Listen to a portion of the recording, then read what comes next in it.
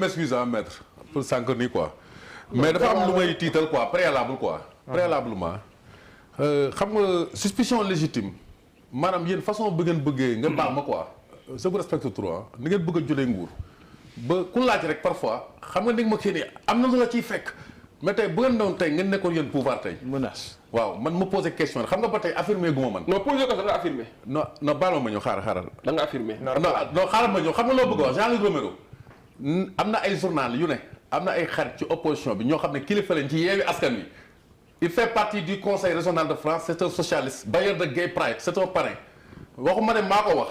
lan nga fa bëgg a wundu. non dama non voilà justement boo baalee ma ñëw maître. waaw léegi dama ne rek man damaa bëgg a xam rek citoyen la. Thierno nag tu es nuancé. xam nga parce que non xaaral ma ñëw baal ma ñëw. Diallo la vérité non Diallo baal ma rek ma ñëw non xam nga tamit comme ni ngeen di waxee nii yéen réew mi. nga baal ma quoi je vous respecte trop mais il faut ñu leeralal leen. nit ñi duñu ay ragal comme ni ngeen bëgg a kii nii xam nga jëlee nguur man Thierno Diop laa tudd par exemple gis nga bu ma ne la am na lu doon tarfatal ay ne lu doy tiit luy nekk ci man dama lay nax. su ma la waxee sax xam nga lu tax xoolal muy ma man samay wax rek xaaral ma ñëw xoolal. jarul nga ñuy wax kii nga dëkk. comme par exemple métier journaliste tey dafa jafe nit exercer ko pour wax leen dëgg ndax yéen xoolal sàgg ba tey kii nee na da ngaa yoro parce que su ma laalee benn affaire xam nga. dafa waxal librement waxal librement. non xaaral ma ñu non baal ma ñor non c'est très important. parce que gis nga dama lay expliquer benn affaire. non xaaral gis nga affaire sans yi ngay wax. affaire sans yi ngay wax. Mohamed non baal ma affaire baal ma pardon affaire sans yi ngay wax. en 2018 affaire salafiste yi.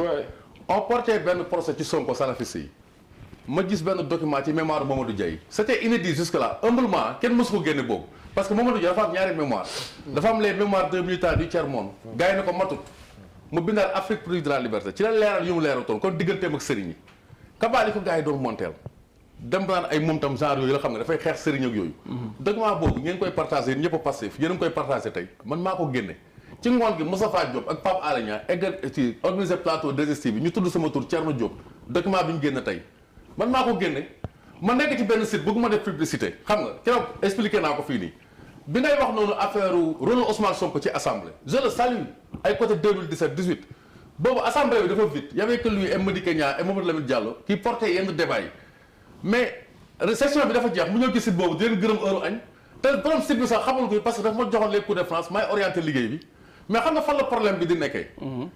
Olof Ndiaye nee na kenn ñëpp kenn kaa tooñ yéen jote ngeen ak presse Sénégal bi ba pare léegi yéen a ngay joteeg Jeune Afrique yéen a ngay joteeg RFI yéen a ngay joteeg Le Monde mais bu yàggee nag sikkee gi ku sikk ñu xam kan la nag. lan moo tax yaa may dégg rek ñëw ci réseaux sociaux yi. fi ngay wax nii tey fi ngay wax nii tey comment ça fait que heureusement ko tey fi ngay wax nii bu dee 100 la par exemple commentaire les 95 ils t'insultent.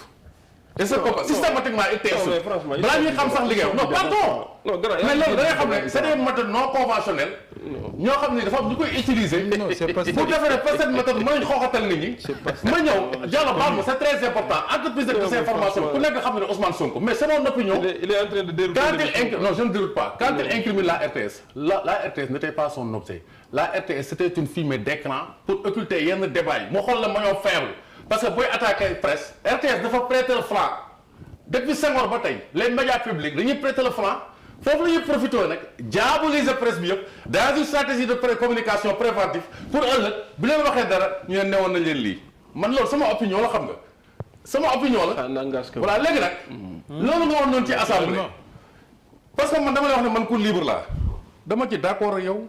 dégg nga que ne li ëpp ci kii nu mu tuddati ay kii la proposition projet de loi la.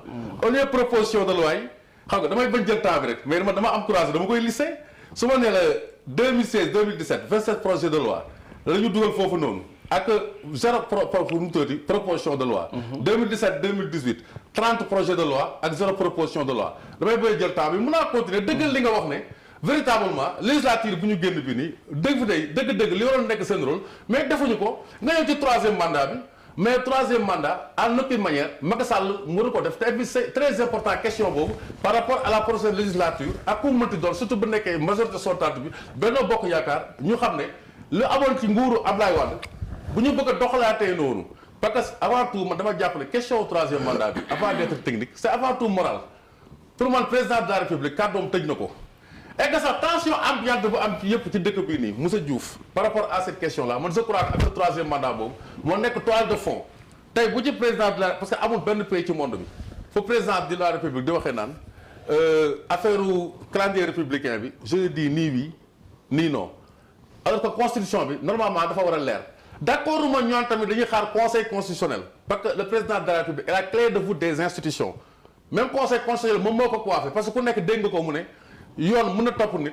ma def ci nu mu tëddee entrave au nom de la stabilité de ce pays et au nom de la stabilité de ce pays épousant le vent de l'histoire tey fi àdduna toll lii daf ci war a prononcé wu parce que en tant que même président de l'Union africaine ku nekk xam ne la fièvre du troisième mandat problème yi muy andi yëpp te daf ci war a prononcé wu de manière définitive mais nag je le regrette tey quoi dëkk bi fi mu toll nii ma loolu kii wax nii gis nga bu ñu fàtte benn affaire le président Mobutu balaa muy jël pouvoir il était porteur d'un discours nationaliste mu ñëw zaïriser le Congo au nom du nationalisme dafa dem ba si yàgg nationalisme boobu viré ci totalitarisme Denis Sassou Nguesso c'était un militant marxiste-léniniste après dafa nekk totalitariste dictateur parfois nag moo tax gis nga leen nationalisme là ñu koy porter souvent dafay jëm ci benn dérive ethniciste tribal après viré ci benn genre totalitarisme te totalitarisme nag boo ko déggee dañuy commencer ci jéem a museler toute forme de presse parce que c'est un environnement une conception de la politique qui ne s'accommode pas de quelque esprit de critique que ça soit et malheureusement loolu laa gis ci acteur opposition yu bëri c'est malheureux quoi il faut ñu wax ko tamit quoi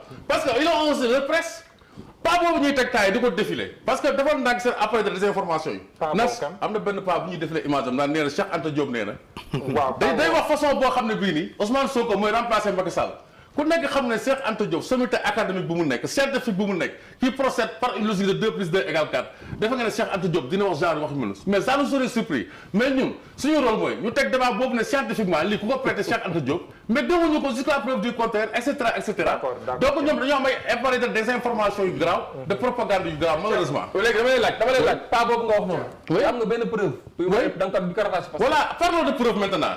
mais non non bi moo wax noonu da am nga benn élément pour rattacher ko Pastef. benn mais attends mais maître xaaral. non mais attends mais maître. mais xaaral ma ñëw. mooy ndax dama laaj dama posé question. benn élément rek pour rattacher ko Pastef. mais dama posé question. boobu yaa ko dégg mu tudd mais yow mais kii. mais kii mën naa nekk yow. mais yow dafa naa ne yow. mën naa nekk yow. dama lay fekk si Thierno dama lay xaaral ma ko lien bi xaaral ma ko lien bi ban télé la ko waxee. ki muy wax mën naa nekk yow. ban télé la ko waxee. non non ça importe peu. ban plateau la ko waxee. plateau la mais attention non dama war fay samay xarit la dañu may invité. mais mon intérêt intellectuel doit me prédisposer à dire que y a une presse pro Sonko dans ce pays.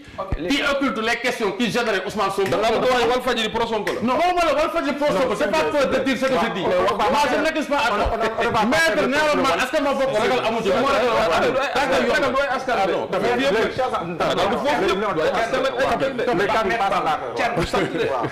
ragal du askan du sant.